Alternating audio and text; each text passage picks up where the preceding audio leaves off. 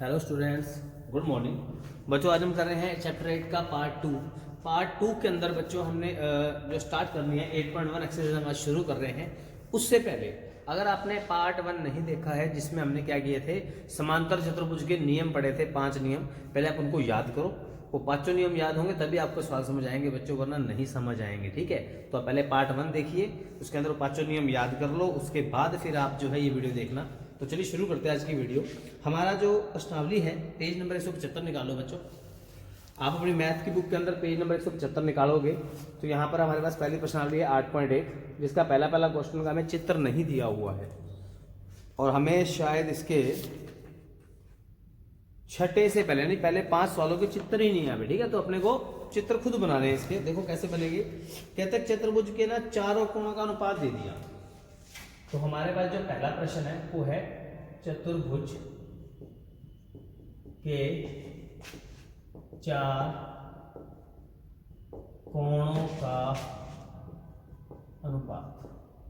तो आपको चारों कोणों का अनुपात दे दिया, वो क्या है, वो है हमारे पास 3, 5, 9, 13। 3 अनुपात 5 अनुपात 9 अनुपात 13। मतलब अगर हम चतुर्भुज बनाएं ऐसे A B C D, तो मुझे इन चारों कोणों का अनुपात दिया हुआ बच्चों। ठीक है, चारों कोणों का अनुपात दिया हुआ। तो अनुपात में हम क्या करेंगे, जब हमें अनुपात दिया जाता है बच्चों, उसको कोण से कैसे हटाया जाता है, आपने 8वीं में भी किया हुआ है। जब हमें कोई अनुपात दिया जाता है तो उसको कोण से कैसे बनाते हैं, आप इनको अनुपात को कैसे हटाते हैं। तो मानना पहला कोण A मान लेते हैं हम इसको 3x, दूसरा कोण B 5x,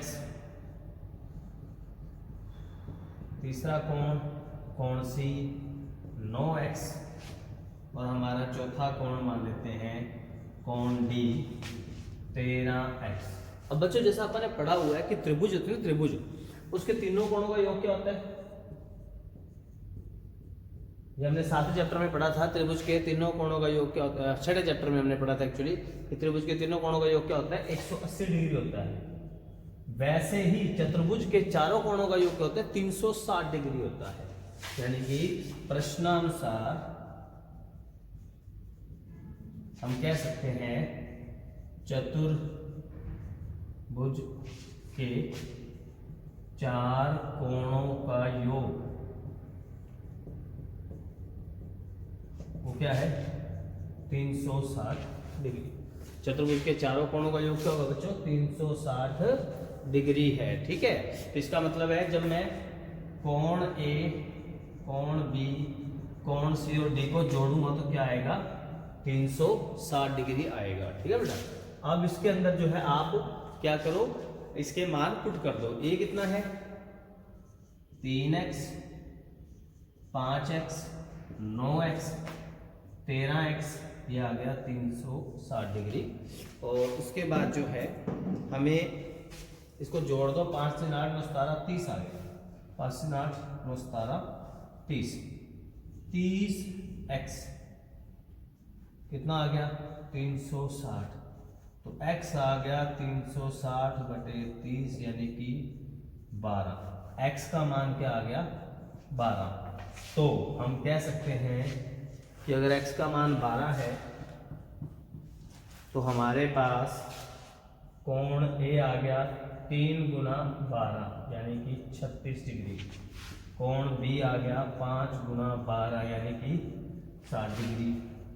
कोण C आ गया 9x, 9 गुना 12 12 में 108 डिग्री। और कोण D आ गया 13 गुना 12, ये होता है 156 डिग्री। तो ये बच्चों हमारे क्या हो जाएंगे, आंसर हो जाएंगे। ये था हमारा पहला क्वेश्चन। ठीक है, तो अब अगर हमें चारों कोणों का अनुपात दिया हो बच्चों तो आप क्या करेंगे, उस अनुपात को आप हटा लेंगे x मान के। और चतुर्भुज का नियम है कि अगर हमें 4 कोण दे दिए जाए तो चारों कोणों का योग क्या होता है बच्चों, 360 डिग्री होता है। ठीक है, आप इसको नोट कीजिए। फिर करते हैं अगला क्वेश्चन। बच्चों हमारा दूसरा क्वेश्चन है, दूसरा प्रश्न हमारा इसी पेज नंबर पे, ठीक है, 175 पेज नंबर पे देखिए। प्रश्न नंबर 2 अपनी मैथ की बुक बच्चों निकाल के रखो, उसके अंदर आप देख सकते हो।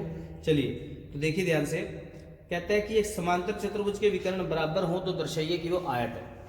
मतलब हम एक समांतर चतुर्भुज बना लेते हैं ऐसे, ए बी सी डी। वो कहता है अगर इसके विकर्ण बराबर हो ए सी बी डी तो सिद्ध कीजिए आयत है। मुझे दिया क्या गया है, दिया क्या में लिखेंगे ए बी सी डी एक समांतर चतुर्भुज है और ए सी बराबर बी डी है। जब भी समांतर चतुर्भुज दिया है तो हमें पांचों प्रॉपर्टी याद होनी चाहिए कि पांचों में से कोई भी प्रॉपर्टी, मतलब पांचों की पांचों प्रॉपर्टी हमारी गिवन बन जाएगी बच्चों, ठीक है ना। दिया है, ये सारी बातें समांतर चतुर्भुज के पांचों नियम हमें दिए गए हैं और हमें ये भी दे दिया विकर्ण बराबर है। तो मुझे सिद्ध क्या करना है, मुझे सिद्ध करना है कि ए बी सी डी एक आयत है। और मैंने आपको बताया था पहले भी कि आयत क्या होता है, ठीक है, याद रखो। आयत वो होता है, देखो हमने समांतर चतुर्भुज कर लिया, चलो आपको बता देता हूँ, ठीक है। देखो ध्यान से, यदि किसी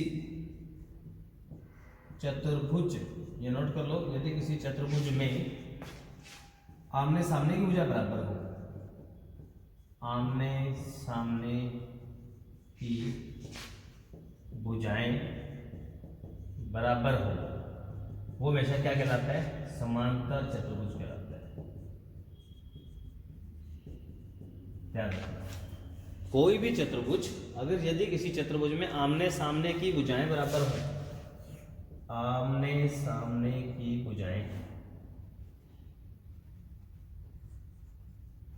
ठीक है, आमने सामने भुजाएं, यदि किसी चतुर्भुज के चारों कोण बराबर हो, यदि किसी चतुर्भुज के चारों कोण बराबर या 90 डिग्री, एक ही बात है, हो तो वो आयत होता है। हमेशा आयत होता है, हमेशा चारों कोण बराबर होते हैं। यदि किसी चतुर्भुज की चारों भुजाएं बराबर हो, ये नोट कर लो, बेसिक आपका, बेसिक कह सकते हो आप इसको, ठीक है। यदि किसी चतुर्भुज की चारों भुजाएं बराबर हो, वो कहलाता है सम चतुर्भुज, ऐसे। और यदि किसी चतुर्भुज की चारों भुजाएं व कोण, यानी दोनों, चारों भुजाएं भी बराबर हो, चारों कोण भी बराबर हो, चारों कोण बराबर हो, तो वो कहलाता है वर्ग। दोबारा सुन लो, अगर किसी चतुर्भुज के सिर्फ आमने सामने की भुजाएं बराबर होंगी, वो हमेशा समांतर चतुर्भुज होगा। अगर किसी चतुर्भुज के केवल चारों कोण बराबर कर दोगे तो वो आयत बन जाएगी। किसी चतुर्भुज के चारों भुजाएं बराबर कर दोगे तो वो सम चतुर्भुज बन जाएगी। और अगर आपने दोनों कर दिए, भुजाएं बराबर कर दी, कोण बराबर कर दी, तब वो वर्ग बनेगी। तो ये बेसिक अपना नोट कर लो। अब जैसे इसमें कहा ABCD का आयत सिद्ध करो, तो मुझे क्या सिद्ध करना है, मुझे सिर्फ ये सिद्ध करना है कि चारों कोण बराबर है और वो कितने हैं, 90 डिग्री। अगर मैं ये बात सिद्ध कर देता हूं तो इसका मतलब आयत ही है, यानी जिसके चारों कोण बराबर हो हमेशा क्या होता है, आयत होता है। तो मुझे चारों कोण बराबर करने हैं तो आयत अपने आप बन जाएगा, ठीक है। आई होप आपने बेसिक नोट कर लिया होगा, नोट कर लो जल्दी से, मेहनत कर रहा हूं।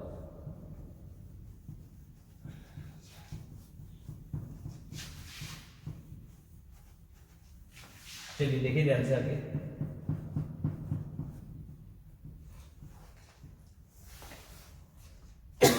तो हमें यह सिद्ध करना है, हल देखना।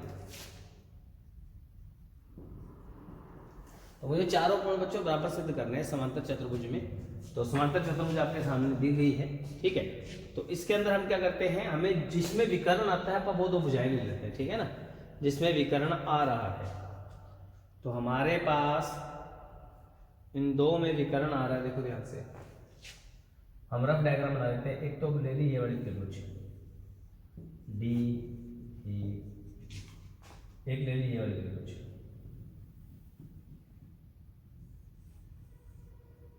C B.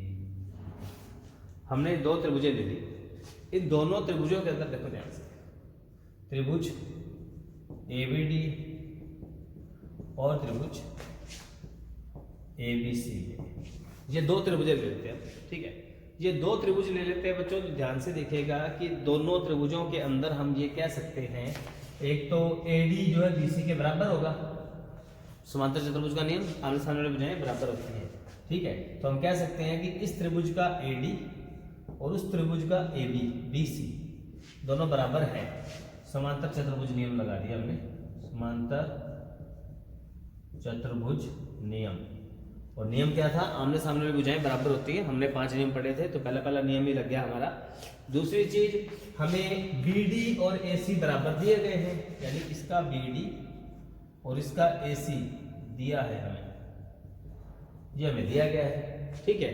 अब दोनों बातें खत्म होगी, हम क्या कर रहे हैं, दोनों को सर्वांग सम कर रहे हैं, हमारा 7 चैप्टर वाला रूल कि हम दो त्रिभुजों को सर्वांग सम कर रहे हैं। तो ये अगर दो बातें खत्म हो जाए तो क्या ढूंढते हैं, कॉमन। तो ये तीसरी भुजा क्या है, दोनों में कॉमन है, तो हम बोलेंगे AB बराबर AB कॉमन, या उभयनिष्ठ, हिंदी में उभयनिष्ठ वर्ड यूज किया जा सकता है, ऐसे उभयनिष्ठ। उभयनिष्ठ मतलब कॉमन होता है इंग्लिश में, ठीक है। तो क्या होगा, तो यहाँ पे त्रिभुज ABD सर्वांग सम हो जाएगी त्रिभुज, कौन सा नियम, भुजा भुजा भुजा सर्वांग समता नियम, यानी कि ट्रिपल एस सर्वांग समता नियम, ठीक है, ट्रिपल एस सर्वांग समता नियम। ये लो, इस नियम से अब इसके नाम में वो करते हैं सर्वांग समता। जैसे इन दोनों में कॉमन पॉइंट कौन है, D, इसमें C। तो देखो हमारे पास त्रिभुज है ABD, अब इन दोनों में कॉमन पॉइंट कौन है, इन दोनों में कॉमन पॉइंट D है, और इसमें कौन है, C है। तो अगर इसका D लास्ट में, इसका C भी कहाँ आएगा, लास्ट में आएगा, इसका C भी लास्ट में आएगा। अब आ जाओ इस पे कॉमन कौन है, B, इसमें कॉमन कौन है, A, इसका B दूसरे नंबर पे है, तो इसका A भी दूसरे नंबर पे ही आएगा। अब जो नाम रह गया, D रह गया, ये नाम में आ गई सर्वांग समता, ठीक है। तो त्रिभुज ABD और त्रिभुज BAC सर्वांग सम होगी, तो हम कह सकते हैं इस त्रिभुज का A पर बनने वाला कोण और इसका B पर बनने वाला कोण, इसका A पर बनने वाला कोण और इसका B पर बनने वाला कोण बराबर होगा कोण A और कोण B CPCT के द्वारा, ठीक है। तो ये हो गया हमारा आधा सवाल, अभी कोण A और B हो गए हमारे बराबर, ठीक है। कोण A और B बराबर हो गए। अब एक चीज और है, कोण A और B बराबर है, ठीक है। तो उसके बाद जो है, अगर चारों कोण बराबर हो जाए या 90 हो जाए, एक ही बात है बच्चों। अगर आप ये भी बराबर कर देते हो चतुर्भुज में, तो वो आयत ही मान्यता, 90 करना जरूरी नहीं है। अब आप जानते हैं यहाँ क्या कि कोण A C के बराबर है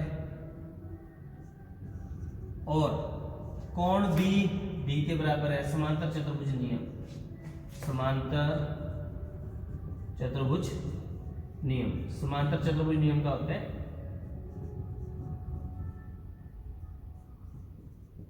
समांतर चतुर्भुज नियम होता है कि आमने सामने वाली कोण भी बराबर होते हैं, A हमारा C के बराबर होगा कोण और B D के बराबर होगा, ठीक है। तो यहां से क्या पता चला, देखो A C के बराबर है, D के बराबर है, तो समीकरण ये वाली मान लेता हूं 1 और ये वाली मान लेता हूं 2। तो रफ डायग्राम था बच्चों, ये मिटा देता हूं एक बार, चलिए। तो कोण 1 और 2, तो समीकरण 1 और 2 से हम कह सकते हैं, समीकरण 1 और 2 से हम क्या कह सकते हैं, समीकरण 1 और 2 से कि जो A है वो B के बराबर भी है और C के बराबर भी है, और जो B है वो D के बराबर है, ठीक है, इस तरीके से। तो चारों कोण बराबर हो गए, तो हम कह सकते हैं ABCD एक आयत है। नोट कर लीजिए। तो आज के इस पार्ट में इतना ही, हम 2 ही क्वेश्चन करेंगे, बाकी क्वेश्चन अगले पार्ट में करेंगे, ठीक है। आप इसको अच्छे से देख लो बच्चों, नोट कर लो। थैंक यू बच्चों।